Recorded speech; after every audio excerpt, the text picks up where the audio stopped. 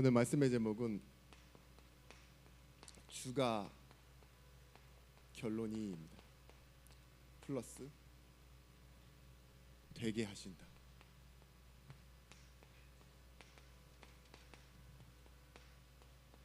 예레미야 32장 36절에서부터 42절의 말씀. 오늘 말씀 중에 너무 감사한 구절이 있어요. 여러분 꼭 기억하십시오.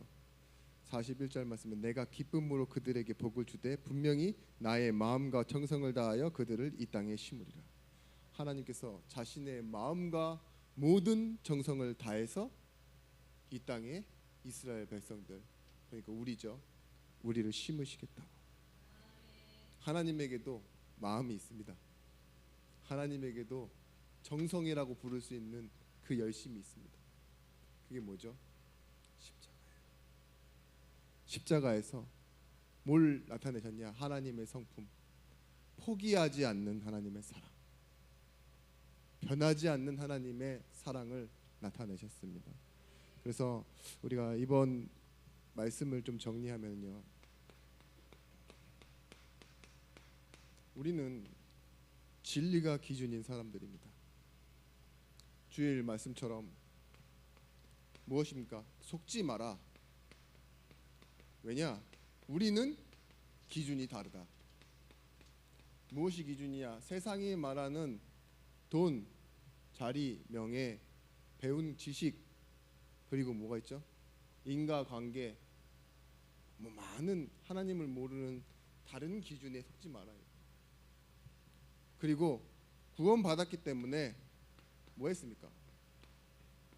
버려라. 우리 안에 이미 있는 이전 것, 엉터리 기준, 이것들을 버리라고 했어요. 우리도 모르게 상처가 들어와서 기준을 자꾸 바꿉니다.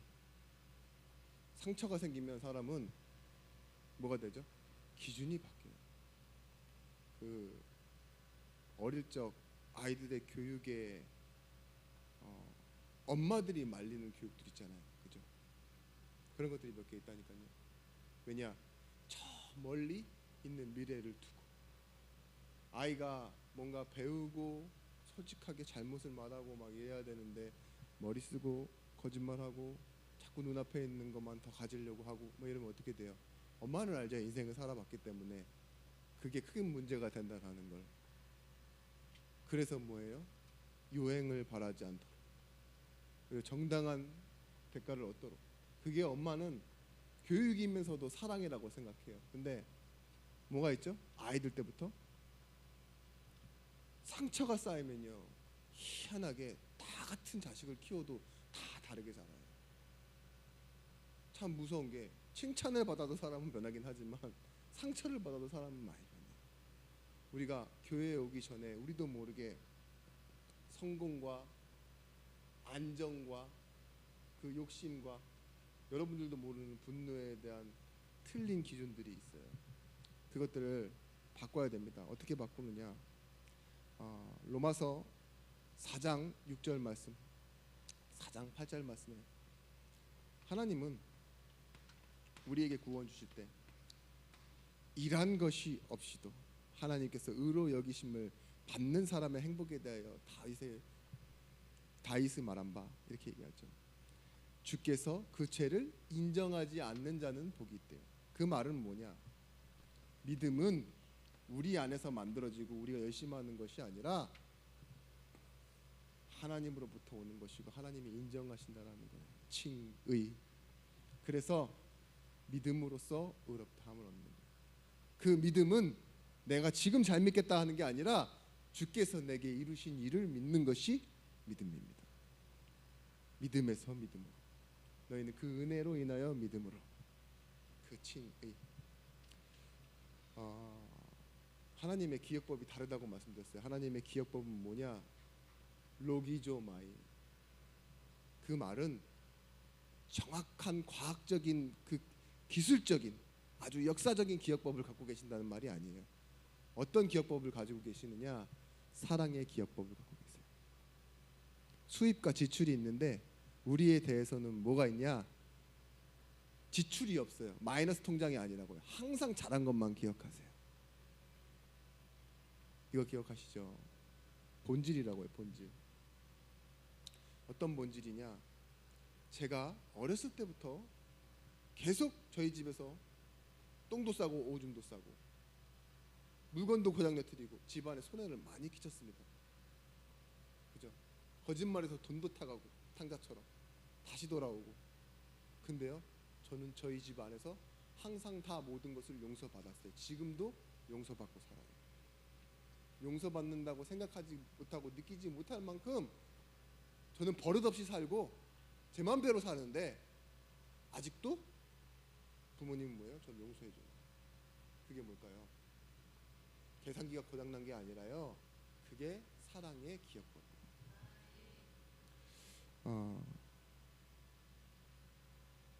메시지에 반응이 별로 없는데 왜 그럴까? 손자 혹시 손녀 그 보시면 어때? 사랑이 좀 다르죠? 느낌이. 저 바깥에 유모차 타고 돌아다니는 애기랑은 또 다르죠?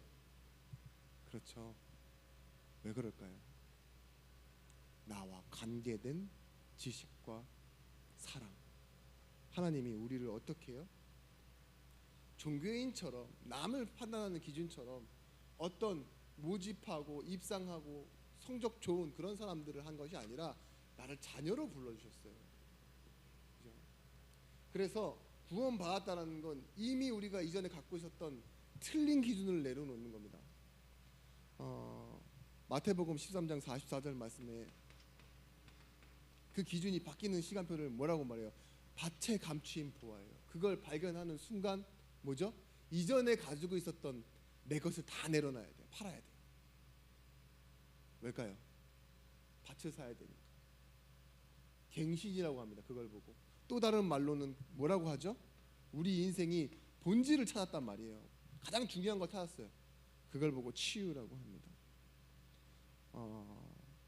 과정을 모르는 사람들이 있거든요. 그 과정만 사는 사람들이 있어요. 결론이 끝까지 안 나는 삶을 사는 사람들, 그걸 보고 뭐라 그러냐? 운명이라고 합니다. 운명. 그 싸움의 과정 속에서 계속 반복만 하다가 살아가는 것, 목적지에 도달하지 못하고 계속 제자리를 돌고 있는 걸 보고 뭐라 그러죠? 방황이라고 합니다. 방황. 그 집에서 다시 말씀드릴게요. 본래 집이 없는데 바깥에 나가서 이렇게 노숙하는 걸 보고 뭐라 그럽니까? 노숙자라 그러잖아요. 그죠?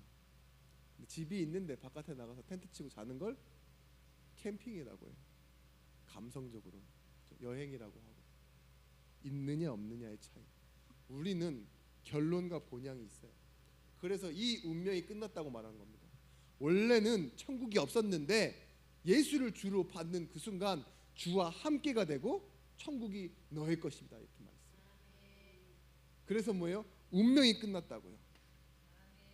목적 없는. 그래서 마태복음 6장 33절 말씀에 뭐라고 합니까? 너희는 먼저 그의 나라와 그의 의를 구하라. 그리하면 이 모든 것을 너희에게 더하여 주시리라.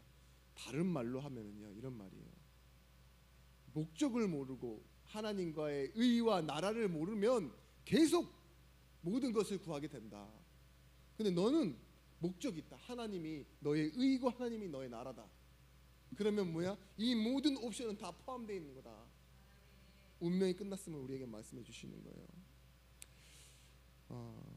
여러분, 하나님이 약속하신 것, 하나님이 주실 것에 그 약속을 믿는 사람은요, 더 이상 구하지 않아요.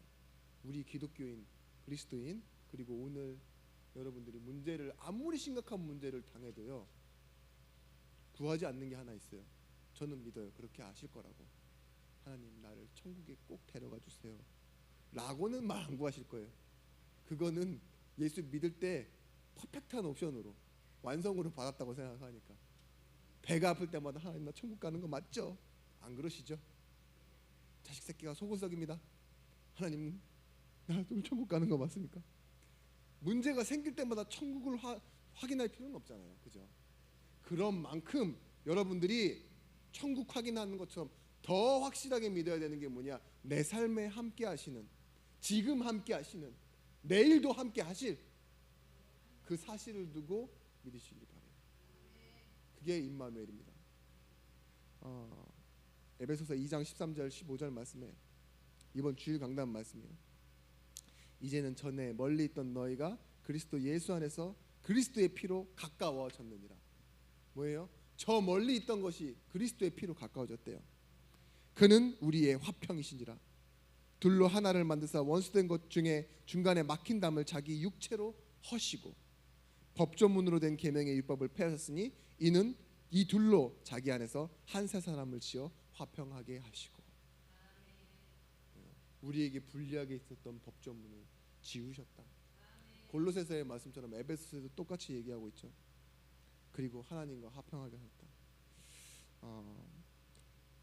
우리가 좀 이번 말씀을 정리하면서 보면요, 우리가 받은 새롭게 시작하고 또한 모든 것을 바꾼 것은 바로 예수 그리스도의 구원으로 인해 우리는 모든 것이 바뀐 사람들이라는 겁니다. 보십시오. 분명히 우리의 운명은 새롭게 태어난 생명이라고 말해요.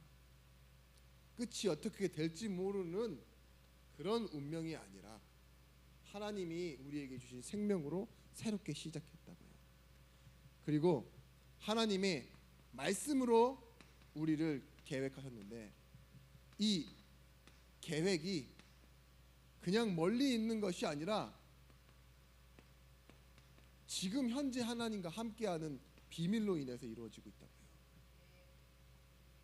하나님 너 계획했어? 그러니까 될 거야. 기다려봐.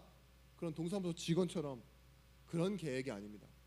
그리고 될지도 안 될지도 모르는 그런 어떠한 저 멀리서 일어나는 계획이 아니에요. 어디서 일어나는 계획입니까? 생명으로 내 안에서 일어나는 계획. 그리고 뭐예요? 오늘 지금 나와 우리와 함께 하시는 하나님으로 인하여 일어나는 계획입니다. 세례를 이렇게 말씀드렸어요. 애굽에서 나오는 거예요. 그리고 어디로 들어가죠? 홍해로 들어가는데 그때 우리는 애굽에 대하여서는 끝 청산. 홍해로 들어가는 순간 다시 돌아오지 않을 거잖아요. 그리고 뭐예요? 실제 영적인 의미로는 죽는다라는 의미예요. 바닷속으로 들어가는데. 근데 하나님 거기서 길을 내시고 어디로 나오게 하시죠? 가나안으로 살아서 나오게 하는 거예요. 가나안의 입장에서는 뭐예요? 시작되어지는 거예요. 쟤네들이 저기서 우리를 향해 걸어오기 시작하네. 그죠? 그런 것처럼. 그래서 우리는 운명이 생명된 사람들이고 이 말씀의 계획이 현재가 된 사람들입니다. 그래서 골로새서 2장 8절에서부터 11절 말씀에 누가 너희를 헛된 속임수로 속이려고 할 때 너희 속지 마라. 이것은 사람의 전통과 세상의 초등학문을 따름이요 그리스도를 따름이 아니다 이래요. 또 너희 안에서 너희가 손으로 하지 아니한 할례를 받았으니 곧 육체의 몸을 벗는 것이요 그리스도의 할례니라. 그리스도의 할례가 뭐라고 했냐? 세례라고 했어요. 우리가 십자가에 못 박힌 것 아닌데 어떻게 해요?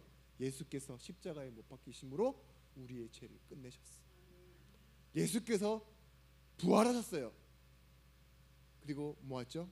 이게 너희의 인생이다라고 말씀하셨어요. 우리가 십자가에 같이 죽었고 같이 살게 된 것, 그게 뭐예요? 그리스도의 할례이고 세례라고. 여러분, 우리가 주 안에 있다라는 거, 이 안에 모든 것이 다 있는 것입니다. 그걸 보고 뭐라고 그러냐? 복이라고 해요. 주 안에 있는 상태. 뭔가 소유를 해야지만 복 받은 게 아니에요. 복을 가졌기 때문에 우리가 가진 것이 복된 상태가 되는 거예요. 몸에 질병을 가졌어도 복이에요. 우리가 많은 문제를 만나도 복이 있는 사람은요. 복이 있는 사람은 주의 말씀을 따라갑니다. 복이 없는데 많은 것을 가진 사람은 부자 청년처럼요, 뭐예요? 악인의 길로, 바람에 나는 겨와 같이 뭐예요? 불면 그 시대의 흐름을 따라가는 거예요. 근데 뭐예요? 우리는 시냇가에 심은 나무처럼 주 안에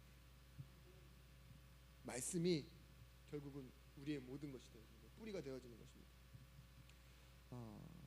여러분, 그래서요, 그리스도 안에 있다라는 그 뜻은 무엇이냐?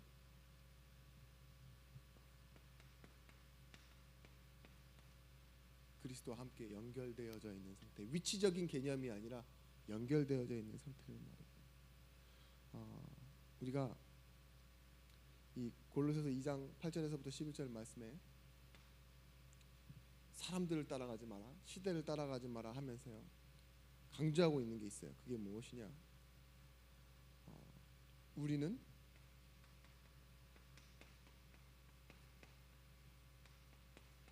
육신의 증거로 사는 사람이 아니라는 거예요. 그 말은 뭐예요? 내가 결론이 아닌 사람들이라는 거예요. 내가 나를 증명해서 결론 내는 사람들이 아니라는 겁니다. 나 무식해요, 나 아파요, 나 사고 쳤어요, 이렇게 살았어요. 그게 여러분의 결론이 아니에요. 하나님은요, 내게 원인도 없고 과정도 없고 결론이 이상하다고 해도요, 하나님은 되게 하신다. 무엇이 되게 하시는지를 보십시오.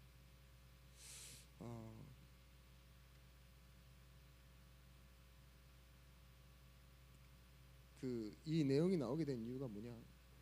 자꾸 유대인들이 찾아와서 골로새 교회에도 그렇고 갈라디아 교회에도 그렇고 자꾸 뭘 말해요? 육신의 증거를 내놔라 말이에요. 할례를 받아라, 나를 지켜라, 음식 먹는 것도 지켜라. 근데 그 말이 자체가 어디서 나오는 거냐? 예수 그리스도는 충분치 않아, 그러니까 너도 뭔가를 좀 해. 이게 다 포함된 말이잖아. 너도 뭔가 네가 하는 그 점수를 좀 가지고 있어야 되지 않아? 육신의 증거를 좀 잘해봐, 이 소리죠. 그래야 네 구원이 확실해진다. 틀린 말입니다. 그리스도께서 하신 것이 나의 모든 전부가 되어졌다, 이걸 믿는 거예요. 분명히 성경에서 말하고 있습니다. 아무 조건 없는 것이 너의 최고의 조건이었다. 이게 뭔 말입니까?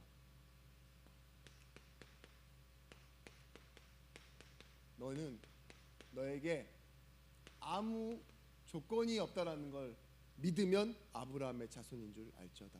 바울이 한 말입니다. 조건이 있으면 아브라함 자손이 아니래요. 오히려 그들은 아브라함의 자손인 게 자신들이 선민인 이유고 하나님이 택하신 이유라고, 그걸 증거라고 들이대면서 율법을 지켜왔잖아요. 그런데 바울이 말하는 아브라함의 자손의 의미는 뭐냐? 갈대아 우르에서 부르셔서 아무 조건 없는 그 노인에게 약속의 자녀를 주시고 끝까지 이끌어서 뭐예요? 믿지 않고 불신앙하는 그를요, 모리아 산에서 확정하게 하시잖아요. 이삭에 대한 응답을. 그러면서 뭐하죠? 복의 근원이 돼요. 원래부터 내가 너를 복의 근원이 불렀다. 아무것도 안 한 아브라함에게 뭐라고 해요? 내가 너를 복의 근원이 될 것이다. 그렇게 선포해놓고 결국은 뭐하죠? 나중에 보세요. 끝까지 갈 때 아브라함뿐만이 아니라 이삭, 야곱, 요셉, 이 창세기가 끝나는 동안에요, 복의 근원이 맞음을 확인하게 했어요. 족장이잖아요. 아브라함의 자손으로 인해서 뭐가 되죠? 창세기가 끝납니다. 그리고 뭐가 나옵니까? 출애굽을 통해 모세를 통해서 이제 성경이 또 시작되죠. 구약이. 자, 보십시오. 우리는 조건이 없는 것을 알 때요, 나도 아브라함처럼 부름받은 복의 근원이구나. 어떤 조건이 있어서 나를 하나님께서 불러주신 게 아니구나 라고 믿는 거예요. 그래서 뭐예요? 아브라함의 자손이 진정으로 갖는 의미는 뭐냐? 주의 은혜다, 주가 결론이다, 이걸 말하는 거예요. 그래서요, 한계 없어야 돼요. 한계. 어떤 한계가 없냐? 내가 뭘 한계 없이, 여기서 나오잖아요. 일한 것이 없이도, 똑같은 말이에요. 일한 것이 없는 게 한계예요. 한 것이 없다고요. 노동을 안 했다고요. 근데 이것 때문에 우리가 갖는 응답이 무엇이냐? 우리를 막아낼 수 있는 그 어떤 한계도 없습니다. 우리는 끝이 없는 사람들이에요. 왜일까요? 그들이 사막으로 어디로 유리하였거나 도망하였다 그러죠. 근데 이 같은 법을 금지할 법이 없었다. 왜일까요? 복음 때문에 자유가 있어요. 한계, 핍박이 한계가 되지 못해요. 막아내지 못한다고요. 돈 없음이, 내가 자녀를 잘 못 기르고 내 미래에 대한 것, 모든 것들이 불투명하고 그런 게 다 한계잖아요. 우리는요. 거기에 막히고, 그게 믿음을 막지 못하는 거예요. 그날 다시 보지 못할 사람을 위해서도 복음을 전하는 그들의 믿음, 그들의 삶에는 뭐가 있었습니까? 주가 결론이라는 은혜가 있었어요. 자, 오늘 그래서 여러분의 삶에 오직 예수 되시는 날 되길 바랍니다. 여러분, 그것이 무엇이기 때문이냐? 본질이기 때문입니다. 우리가 그저 볼 수 있는 게 끝이 아니에요. 계시록 22장 13절 말씀에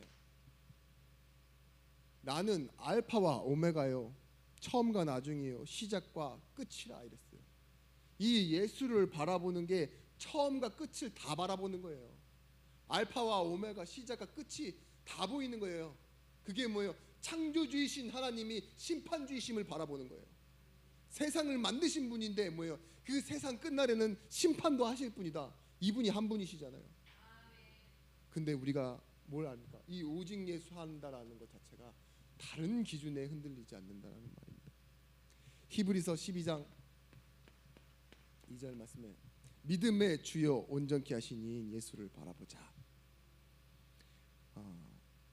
여러분, 이 말은 뭡니까? 온전하게 하시는 분, 주를 바라보게 하시는 분. 결론이란 말이에요. 주인 되신 분이란 뜻입니다. 만드신 분이, 시작하신 분이 주인이시다. 온전하게 하시는 분, 그죠? 만든 사람이 고칠 수도 있잖아요. 우리가 이렇게 물건을 보면 그런 것처럼요. 그 뜻이에요. 우리의 믿음을 믿음답게 해주시는 분, 그분을 바라보자, 이 선입니다. 여러분, 예수 그리스도는 사랑입니다.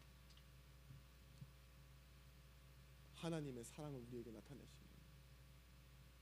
하나님이 이처럼 세상을 사랑하사 독생자를 주셨으니 이는 멸망이 아닌 영생을 얻게 하려. 그러면서 뭐라고 말하느냐? 마태복음 22장 37절 말씀에 너는 마음을 다하고 뜻을 다하고 내 목숨을 다하여 내 하나님 여호와를 사랑하라 했던 것 같이 우리가 하나님을 사랑하고 또 뭐하래요? 내 이웃을 내 몸과 같이 사랑해라. 그래서 바울이 로마서 9장 3절 말씀처럼 나의 형제 곧 골육의 친척을 위하여 내 자신이 저주를 받아 그리스도에게 끊어질지라도 원하는 바로라. 바울이요, 이 사실을 알고 나서도요, 한 번도 자신의 육신적인 부분에 자유로움이 없었습니다.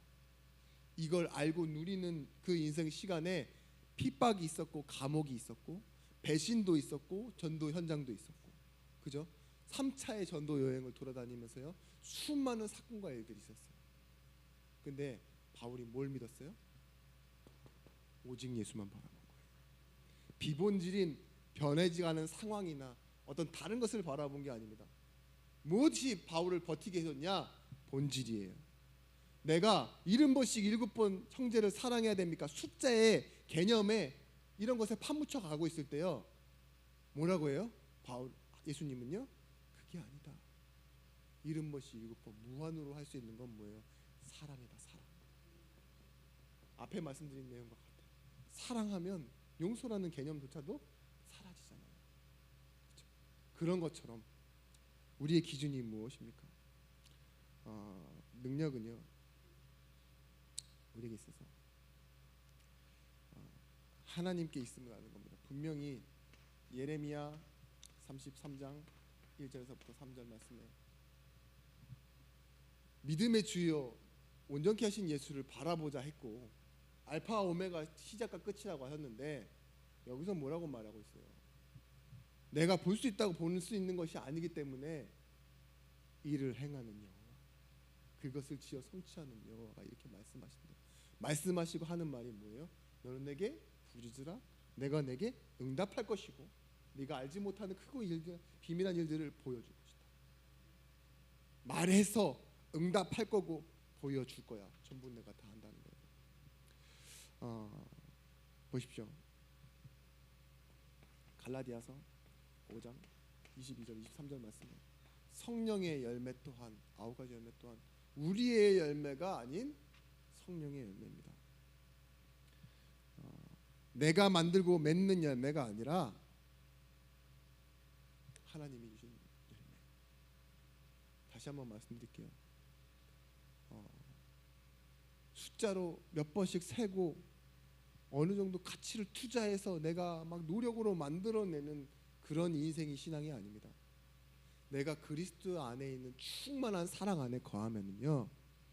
아까 우리 전사님도 말씀했지만 내가 안 돼요라고 하는 부분 있죠. 잘 모르겠지만요라고 하는 부분도 넘어서는 거예요. 그리스도의 사랑이 충만하니까. 그죠? 어느 순간 이게 귀한지 안 귀한지 모를 만큼 너무 자연스럽게 나오는데 그게 된다니까요. 아니 보릿고개도 아니고 지금 음식이 오늘 먹고 빨리 치워야 돼요. 그러면 어떻게 돼요? 싸주잖아요. 가져가서 먹으라고까지. 근데 음식이 모자라요. 근데 어떤 사람이 하나 더 달래. 그럼 누군 입이 없어서 굶고 참고 기다리는 줄 알아. 이러면서 눈빛이 다 애매하고 예민해지죠. 그죠? 그렇다니까요. 밥을 한 번 한 날 음식 양이 조금만 많아도 많이 먹고 빨리 먹고 치우고 설거지 안 되게 하고 그리고 나눠주고 이렇게 치우려고 하는데 그리스도의 사랑이 충만한 게 우리 인생 모든 전 영역에 나타난다는 게 여러분 이게 쉬운 얘기입니까? 아니 어려운 얘기입니까? 아니죠.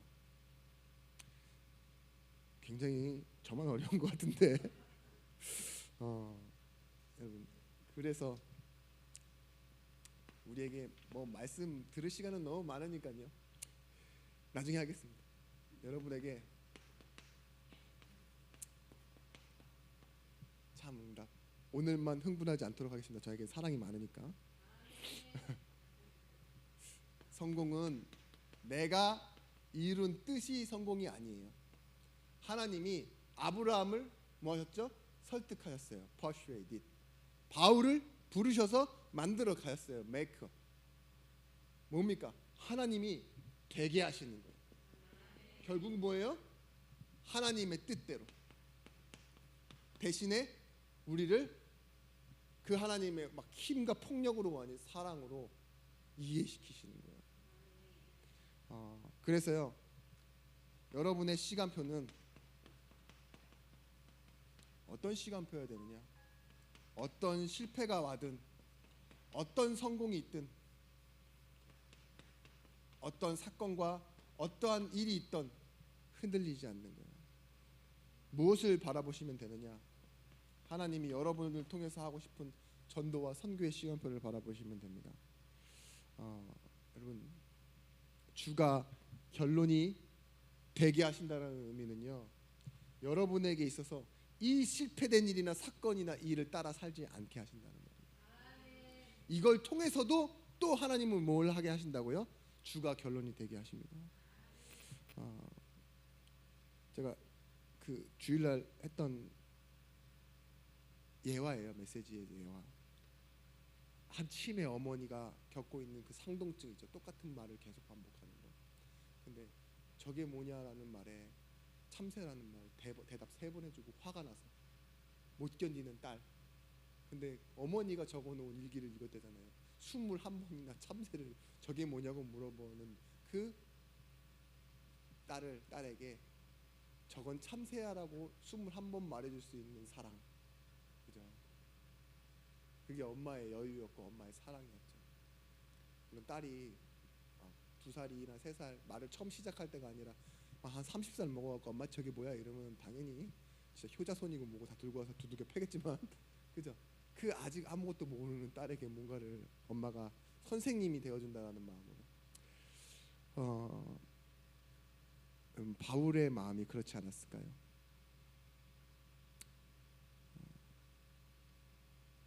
정말 하나님이 만드신다라는 걸 모르면 바울처럼 바리새인이 되고 바울처럼 어떠한 열심주의자가 될 수밖에 없어요. 근데 바울은 내 생명조차 조금도 귀한 것으로 여기지 않는다 하면서 자기를 내려놓을 수 있었던 이유가 뭘까요? 실제 하나님이 함께 하신다는 걸 믿었어요. 소아시아로 가야 되는데 꿈 한 번 꾸는 것이 찝찝해서가 아니라 기도하는 그에게는요 하나님이 하시는 일이라고 믿어지는 거예요. 무엇일까요? 되게 하신다라는 건 수동태 인생입니다. 하나님이 만들어 가시는 거. 그래서 말씀 한 구절, 두 구절만 적을게요. 로마서 12장 14절 말씀. 로마서 12장 20절 말씀. 뭐라고 했냐? 너희를 박해하는 자를 축복하고 저주하지 말라. 내 원수가 줄이거든 먹이고 목마르거든 마시게 하라. 할 수 있거든 너희로서는 모든 사람과 화목하라. 아무에게도 악으로 갚지 말고 오직 모든 사람 앞에서 선한 일을 도모해라. 이게 뭘까요?